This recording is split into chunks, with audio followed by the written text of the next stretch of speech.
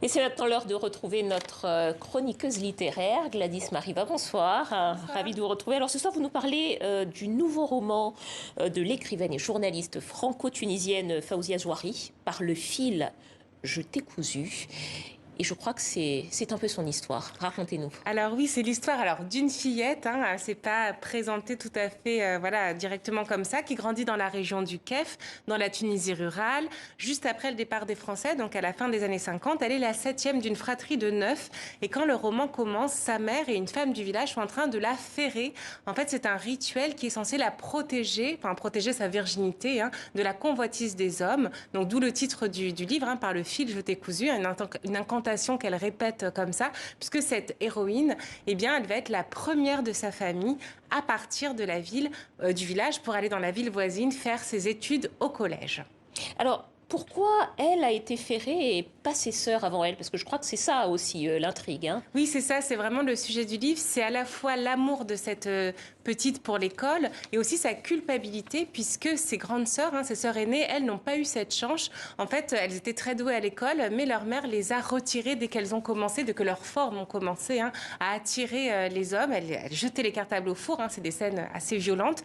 Elle les a ensuite enfermées à la maison jusqu'à ce qu'un homme marié, pour un mariage, en fait, vienne les sortir. Sachant que pour les garçons de la famille, en revanche, le traitement est tout à fait différent. Ils peuvent poursuivre leurs études et puis aller où ils veulent dans la ville. Donc en fait, l'héroïne sent très tôt, et elle dit même dès qu'elle est dans le ventre de sa mère, ce qu'est le patriarcat.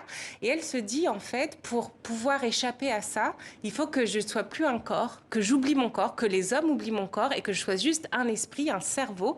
Et Fawzia Zouari va vraiment nous raconter cette détermination et en même temps l'évolution du village d'Eba dans cette période où Habib Bourguiba, le président tunisien, met en place une modernité à marche forcée.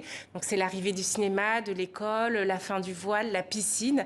Et tout ça est raconté avec beaucoup d'anecdotes et d'émotions. Bon, j'ai quand même très envie de savoir ce qu'elle devient après son départ pour le collège, notre jeune femme. Là. Alors oui, c'est vrai qu'elle est très très attachante, mais on le devine par touche. Alors en fait, c'est vrai que le roman fait des allers-retours entre l'enfance et puisque l'héroïne est devenue aujourd'hui, elle vit en France.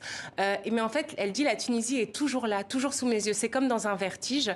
Et c'est vrai que le roman s'arrête au moment, donc revient à la fin, au moment où elle va partir au collège. On a envie en fait que Fawzia Zouari nous raconte la suite de cette héroïne, voilà, très attachante. Gladys, j'ai juste envie de vous poser une question en quelques mots. Vous qui avez lu le livre, qu'est-ce que vous en retenez? Qu'est-ce que ça vous a enseigné? Qu'est-ce que vous en retenez de ce livre? Oui. En quelques mots. Ce que je retiens, c'est vraiment l'amour pour l'école. Elle dit justement que l'école, c'est vraiment c'est son territoire, sa liberté. C'est un espace où, en fait, comme elle n'est plus un corps, elle est juste un esprit. C'est vraiment là où elle se forme, où elle échappe à toutes les traditions, tous les interdits qu'on met en place. Et je pense que c'est vraiment un sentiment commun à beaucoup, beaucoup de gens et qui touchera beaucoup de lecteurs. Il y a beaucoup de jeunes filles un peu partout dans le monde. Merci beaucoup, Gladys Mariva. Je rappelle le titre de cet ouvrage, Par le fil, je t'ai cousu, de Fawzia Zouari aux éditions Plomb. Merci à vous, Gladys. Merci.